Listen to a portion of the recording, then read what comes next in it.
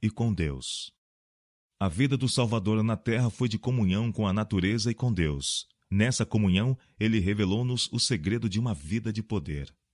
Jesus era trabalhador fervoroso e constante.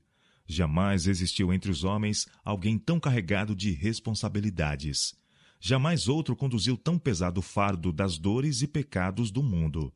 Jamais outro labutou com um zelo tão consumidor de si próprio pelo bem dos homens. Todavia, teve uma vida saudável. Física, bem como espiritualmente, ele era representado pelo Cordeiro sacrificial, imaculado e incontaminado. No corpo e na alma, era um exemplo do que Deus designava que fosse toda a humanidade por meio da obediência às suas leis. Quando se olhava para Jesus, via-se um rosto em que a divina compaixão se misturava com um poder consciente.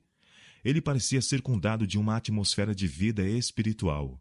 Suas maneiras eram suaves e despretensiosas, mas ele impressionava as pessoas com um senso de poder que, embora oculto, não podia ser inteiramente dissimulado. Durante seu ministério, ele foi continuamente perseguido por homens astutos e hipócritas que lhe buscavam a vida. Espias andavam em seus passos, espreitando-lhe as palavras, para encontrar ocasião contra ele. Os mais argutos e cultos espíritos da nação buscavam derrotá-lo em debate. Nunca, porém, puderam conseguir qualquer vantagem. Tinham de retirar-se do campo, confundidos e envergonhados pelo humilde mestre da Galiléia. O ensino de Cristo possuía uma novidade e um poder que os homens nunca tinham conhecido antes. Seus próprios inimigos eram forçados a confessar. Nunca homem algum falou assim como este homem. João capítulo 7, verso 46. A infância de Jesus, passada na pobreza, não fora contaminada pelos hábitos artificiais de uma era corrupta. Trabalhando ao banco de carpinteiro, desempenhando as responsabilidades da vida doméstica, aprendendo as lições da obediência e da labuta, encontrava recreação entre as cenas da natureza, colhendo conhecimento enquanto buscava compreender os mistérios dessa natureza. Estudava a palavra de Deus, e as horas de maior felicidade para ele eram aquelas em que se podia afastar do cenário de seus labores e ir para o campo e meditar nos quietos vales e entreter comunhão com Deus na encosta da montanha ou entre as árvores da floresta. O alvorecer encontrava-o muitas vezes em algum lugar retirado, meditando, examinando as Escrituras ou em oração. Com cânticos, saudava a luz da manhã. Com hinos de gratidão, alegrava suas horas de labor e levava a alegria celeste ao cansado e ao abatido.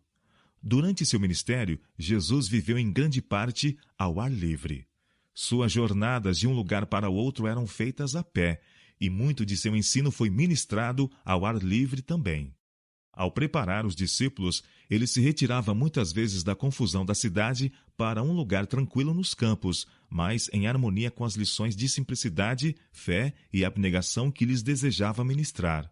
Foi sob as agasalhantes árvores da encosta da montanha, mas a pouca distância do mar da Galiléia, que os 12 foram chamados ao apostolado e proferido o sermão do monte. Cristo gostava de reunir o povo em torno de si, sob o azul dos céus, numa relvosa encosta ou à margem de um lago. Ali, rodeado pelas obras por ele próprio criadas, era-lhe possível atrair-lhes a atenção das coisas artificiais para as naturais. No crescimento e desenvolvimento da natureza eram revelados os princípios de seu reino. Ao erguerem os homens o olhar para os montes de Deus e contemplarem as maravilhosas obras de sua mão, podiam aprender preciosas lições de verdade divina. Nos dias futuros, as lições do Divino Mestre lhe seriam assim repetidas pelas coisas da natureza.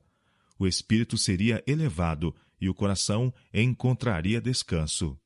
Aos discípulos que estavam ligados com ele em sua obra, Jesus dava muitas vezes licença por algum tempo a fim de irem visitar a família e descansar. Mas em vão se esforçavam eles por afastá-lo de seus labores.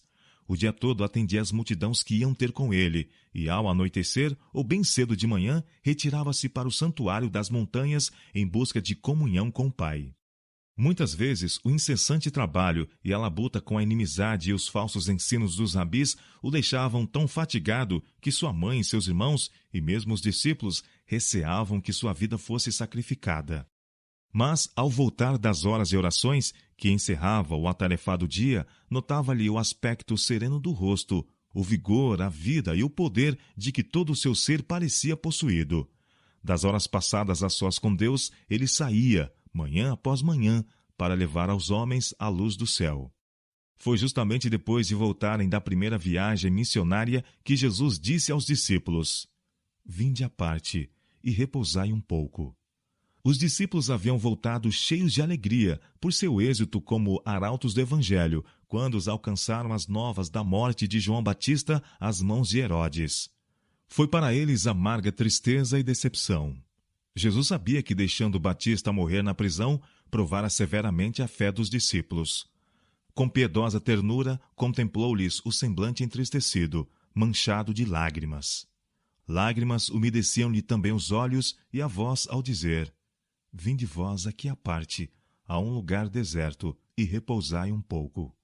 Marcos capítulo 6, verso 31. Próximo de Betsaída, na extremidade norte do mar da Galileia, havia uma solitária região, embelezada com o luxuriante verde da primavera, o qual oferecia convidativo retiro a Jesus e seus discípulos. Para ali partiram, atravessando o lago em seu bote. Ali podiam descansar, afastado do tumulto da multidão. Ali podiam os discípulos escutar as palavras de Cristo sem ser perturbados pelas réplicas e acusações dos fariseus. Ali também esperavam fruir um breve período de associação uns com os outros e com seu Senhor. Pouco tempo apenas esteve Jesus sozinho com seus amados, mas quão preciosos foram para eles aqueles momentos. Falaram juntos acerca da obra do Evangelho e da possibilidade de tornarem sua tarefa mais eficaz quanto a alcançar o povo. Ao Jesus expor-lhes os tesouros da verdade, foram como que vitalizados por divino poder e inspirados de esperança e coragem. Mas dentro em pouco foi ele novamente procurado pela multidão. Supondo que houvesse ido a seu lugar habitual de retiro, o povo ali o seguiu. Foi frustrada sua esperança de conseguir sequer uma hora de repouso. Mas na profundeza de seu puro e compassivo coração, o bom pastor das ovelhas só teve amor e piedade para com aquelas desassossegadas e sedentas. O dia todo ministrou-lhes as necessidades, e ao anoitecer os despediu para que voltassem à casa a descansar. Numa vida inteiramente devotada ao bem dos outros, o Salvador achava necessário desviar-se da incessante atividade e do contato com as necessidades humanas, a fim de buscar o retiro e a inteira comunhão com o Pai. Ao partirem as multidões que o haviam seguido, ele vai para as montanhas, e ali, a sós com Deus, derrama a alma em oração por essas criaturas sofredoras, pecadoras e necessitadas. Quando Jesus disse aos discípulos que a seara era grande e poucos os obreiros, não insistiu quanto à necessidade de incessante lida, mas disse-lhes: "Rogai, pois, ao Senhor da seara, que mande ceifeiros para a sua seara." Mateus capítulo 9, verso 38. A seus esgotados obreiros de hoje, da mesma maneira que aos primeiros discípulos, dirige ele estas palavras de compaixão: "Vinde vós aqui à parte, e repousai um pouco." Marcos capítulo 6, verso 31.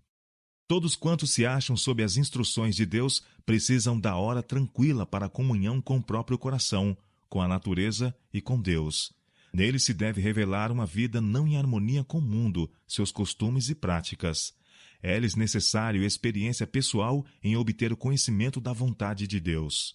Devemos, individualmente, ouvi-lo falar ao coração. Quando todas as outras vozes silenciam e em sossego esperamos diante dele, o silêncio da alma torna mais distinta a voz de Deus. Ele nos manda: "Aquietai-vos e sabei que eu sou Deus." Salmo 46, verso 10. Este é o preparo eficaz para todo o trabalho feito para o Senhor. Entre o vai e vem da multidão e a tensão das intensas atividades da vida, aquele que é assim refrigerado será circundado de uma atmosfera de luz e de paz. Receberá nova dotação de resistência física e mental. Sua vida exalará uma fragrância e revelará um poder divino que tocará o coração dos homens. História da Redenção, capítulo 28. O julgamento de Jesus.